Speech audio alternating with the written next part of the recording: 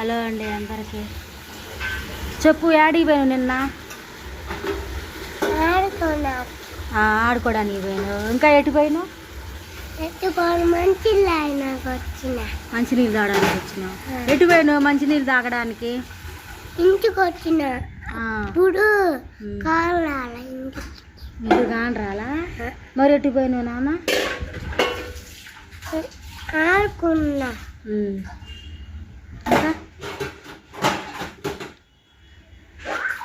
నిన్న మా బన్నుగాడు తప్పిపోయాడు. బొబ్బన్నయ్య జిన్నన్నయ్య ఆడుకుంటారు కానీ నేను తీసుకెళ్ళారు. వాళ్ళేం చూసుకోకుండా వదిలేశారు.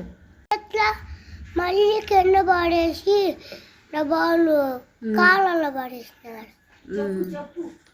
అంకులా అన్నయ్య నిన్ను తీసుకెళ్ళింది? అన్న తీసుకెళ్ళిండు. ఎక్కడికి తీసుకెళ్ళిండు? ఇంటికి. ఎవరింటికి? మన ఇంటికి తీసుకెళ్ళిండు. కానరాల.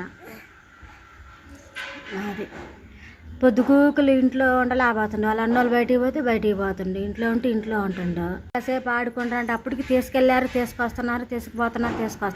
నేను తీసుకొస్తారు అనుకుంటే ఈడే చెప్పా పెట్టుకొని ఇంటికి పోతా అనుకొని వచ్చిందంట. 2 బజార్లు అవుతుంది దాటిపోతే వాళ్ళు తీసుకొచ్చారు.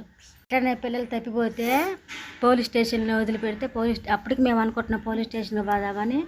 ఇంకా వాళ్ళు మాకు తెలిసిన వాళ్ళు చెప్పేసరికి వెళ్ళి తీసుకొచ్చారు. చాలా భయపడిపోయారు. ఎప్పుడు బా మాకు అట్లా పోతావా? చెప్పు, చూడు డాడీకి పోతావు అట్లా అనకు. చెప్పు. అయితే ఫ్రెండ్స్, పిల్లలు ఎవరైనా కనిపించినా వీడికి ఇట్లా పోలీస్ స్టేషన్లో వదిలిపెడితే ఒక కంప్లైంట్ ఇవ్వడానికి అని పోయినా, లేకపోతే వేరే వాళ్ళు తెలుసు. మా పిల్లలు అయితే ఇక్కడ అందరూ తెలుసు. వీడి ఊరి నుంచి వచ్చాడు కదా. అదే మీ ఊర్లో అయితే వెనకొండలో ముట్రగొంత కాలి మొత్తం తిరిగేసి వస్తావు కదా. అలవాటు అయ్యి ఆడ తిరిగినా ఇంటికి పోతావు. ఎడెళ్ళి తెలియలే నీకు. ఓకే, బాయ్ చెప్పు నాన్న. ఇంకెప్పుడు పోమాక.